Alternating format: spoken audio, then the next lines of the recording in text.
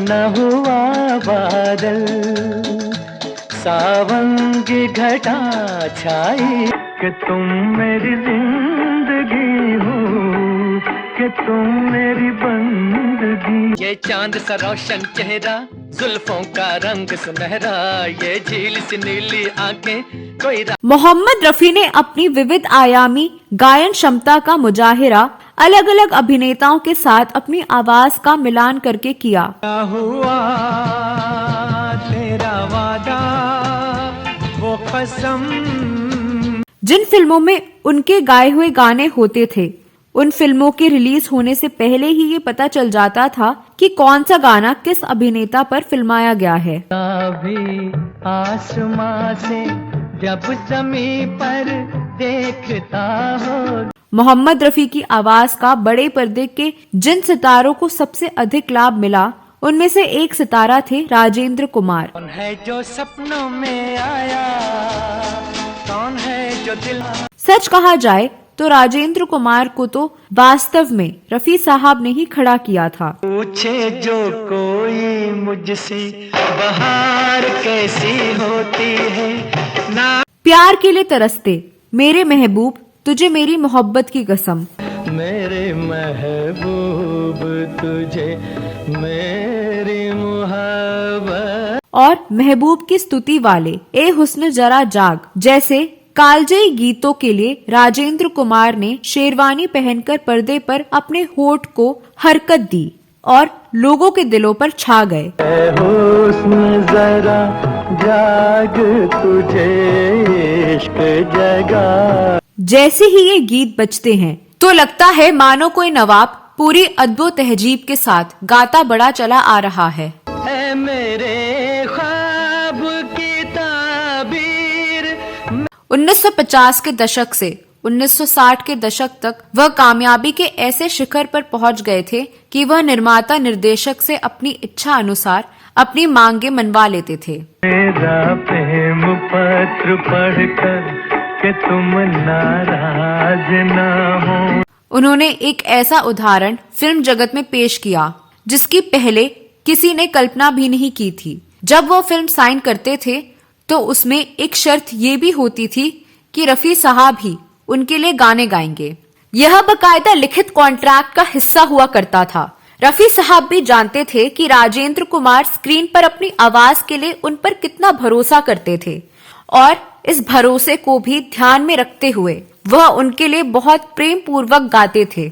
दोनों ने एक दूसरे का बहुत ख्याल रखा और इस भरोसे और प्रेम के कारण हिंदी सिनेमा के इतिहास में कई अविस्मरणीय गीत दर्ज हुए। एक ना एक दिन ये कहानी बनेगी, तू मेरे सपनों की।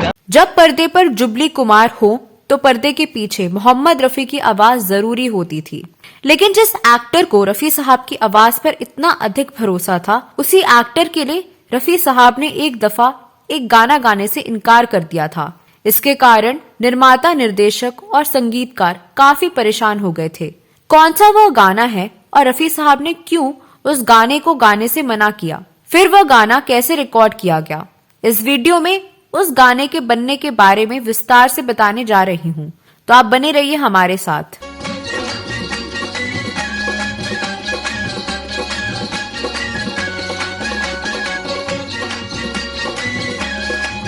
दोस्तों, मोहम्मद रफी के लिए कहा जाता है कि वह हर कलाकार के अनुरूप अपनी आवाज को ढाल लिया करते थे। राजेंद्र कुमार के लिए रफी साहब ने एक से बढ़कर एक गाने गाए थे। बहारों फूल बरसाओ मेरा महबूब।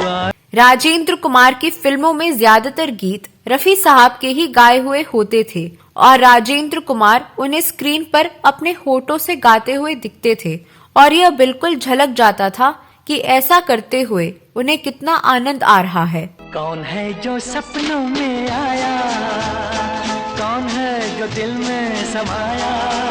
यही नहीं, जब गीतों की रिकॉर्डिंग होती थी तो उस वक्त राजेंद्र कुमार मौजूद रहने की कोशिश करते थे और रफी साहब के हाव भाव पढ़ते थे। कुल मिलाकर राजेंद्र कुमार ने मोहम्मद रफी के गाए और उस दौर के प्रतिभाशाली संगीत निर्देशकों द्वारा संगीतबद्ध किए गए 112 गीतों पर पर्दे पर अभिनय किया। राजेंद्र कुमार के लिए मोहम्मद रफी के गाए गीत ऐसे जबरदस्त हिट रहे कि राजेंद्र कुमार जुबली स्टार बन गए। चेहरे पे गिरी जुल्फें कह दो तो हटा दूं मैं, सबसे आंखें हो गई तुमसे चार इस धरती पर।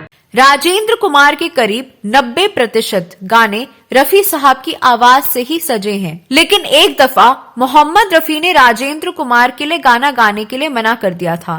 मोहम्मद रफी ने जिस फिल्म के गाने गाने के लिए मना किया था, पहले उसके बारे में बता देते हैं। 27 अक्टूबर 1978 को सावन कुमार टांग फिल्म साजन बिना सुहागन लेकर आए थे। फिल्म में राजेंद्र कुमार, नूतन, विनोद मेहरा, पद्मनी कोल्हापुरे और श्री राम लागू अहम भूमिका में थे। फिल्म का संगीत उषा खन्ना ने दिया था और गीत इंदिवर ने लिखे थे।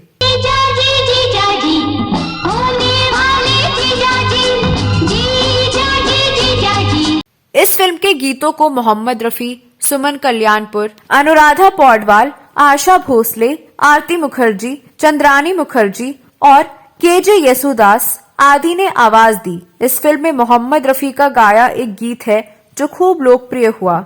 ये गीत है कैसे जीत लेते हैं लोग दिल किसी का। कैसे जीत लेते हैं लोग दिल किसी का, कोई तो सिखा दे हमें। इसी फिल्म का एक गीत राजेंद्र कुमार पर फिल्माया जाना था और उस गाने के लिए रफी साहब को फाइनल किया गया। रफी साहब से संपर्क किया गया और उन्होंने भी सहर्ष हामी पर दी। फिल्म में इस गीत के कई वर्जन रखे गए थे। रफी साहब 70 से 80 के दशक के बीच स्टेज शो भी काफी किया करते थे और उनके कई कॉन्सर्ट देश के बाहर होते थे।